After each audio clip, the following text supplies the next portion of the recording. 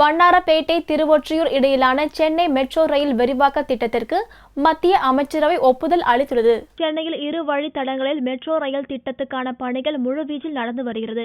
இதில் முதலாவது metro rail திட்டம் சென்னை சர்வதேச விமான நிலையத்தில் இருந்து வண்ணாரப்பேட்டை வரை அமைய உள்ளது. இரண்டாவது மெட்ரோ ரயில் திட்டம் சென்னை சென்ட்ரல் முதல் புனித தாமஸ் மலை வரை அமைய உள்ளது. இதில் இரண்டாவது வழித்தடத்தில் கோயம்பேடு முதல் ஆலந்தூர் வரை மெட்ரோ ரயில் சேவை கடந்த ஆண்டு ஜூன் 29 துவங்கியது. இந்நிலையில் வண்ணாரப்பேட்டையில் முடிக்க திட்டமிடப்பட்ட மெட்ரோ ரயில் திட்டத்தை திருவொற்றியூர் விம்கோ நகர் வரையில் நீட்டிக்க மத்திய அமைச்சரவை புதனன்று ஒப்புதல் அளித்துள்ளது. அதற்காக மத்திய அரசின் பங்காக 713 கோடி ரூபாயை ஒதுக்கவும் அமைச்சரவை கூட்டத்தில் ஒப்புதல் பெறப்பட்டது.